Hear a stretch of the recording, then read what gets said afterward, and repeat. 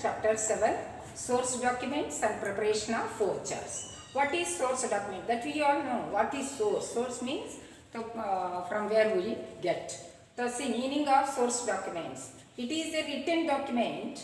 It is a written document evidencing. Evidencing means proving the transaction and means the businessman has performed the transaction activity related to the business and contains details of the transaction. The means that the document contains all the details of that transaction. For example, cash memo, invoice, deposit slip, etc. So see here, so we know that whenever we purchase anything by paying cash, what we get from the shopkeeper? Cash memo. And in that cash memo, all the details are written. Date of the transaction, cash memo number, number of units purchased, rate per unit, and the total amount, and how much amount of how much tax has been imposed. All that are given in detail. So likewise, invoice. When we purchase the goods on credit basis, we get the invoice or bill, in which also all the details are written. Deposit slip. When you deposit the cash or any check in the bank, so what we get the counterpart of that, the deposit slip, which contains all the details, name of your account, number of your account, how much amount is being deposited, whether it is cash or check, etc. See, for each and every transaction there should be a proof. Okay. And what is the meaning of voucher? Similar to this, it is a document evidencing a business transaction. On the basis of source documents, see a cash memos, invoice, deposit slip, whatever so, we prepare the voucher detailing the accounts that are debited and credited. Just previous chapter, what we have seen, analysis of the transaction, and in which account is to be debited, which account is to be credited. Here in voucher also both are written, which account is to be debited and which account is to be credited.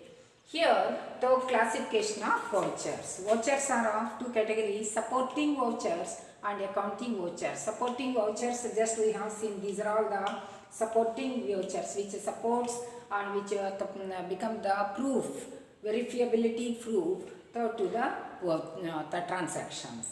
And accounting vouchers are those vouchers which are prepared by the businessman for recording the transactions in the books of accounts. So see, these accounting vouchers are of two categories, cash vouchers and non-cash vouchers. Cash vouchers are prepared for the payment and receipt of the cash. And non-cash vouchers are those the vouchers in which neither the cash goes out nor the cash comes in. For non-cash transactions, these are prepared, means credit transactions, likewise, adjustment entries, etc. Now let us see here debit vouchers. Debit vouchers are the vouchers which are being prepared for payment when we make the payment of cash, payment of cash. Likewise, credit vouchers are the vouchers which we prepare for when we receive the cash. When we means the businessman receives the cash, from where it receives, on the date of receipt, etc. Of course, accounting vouchers are made printed by the businessman in the number, in several numbers. So the accountant goes on filling the accounting vouchers every day for every transaction, and on the basis of or with the help of those vouchers, he records the transactions in the cash book, journal, or in other subsidiary books, etc. Then now come to the non-cash vouchers. So these are the vouchers in which neither cash is received nor cash is paid. So in such a case, these transactions are prepared. Say, for example, goods purchased on credit basis, goods sold on credit basis, and the amount is transferred from one account to another's account. So likewise, okay, this is about the classification of vouchers. Supporting vouchers, these are the vouchers which support the transactions, many which and verifiability. According to verifiability concept, we have seen that each and every transaction should have a verifiability proof. So these are supporting vouchers to do that work, cash memo, invoice, deposits, etc. And accounting vouchers, so these are made printed by the businessman in large quantities, and for each and every transaction the accountant the prepares this the voucher, these vouchers. Cash vouchers, non-cash vouchers. Again, cash vouchers are prepared for payment when cash goes out or comes in.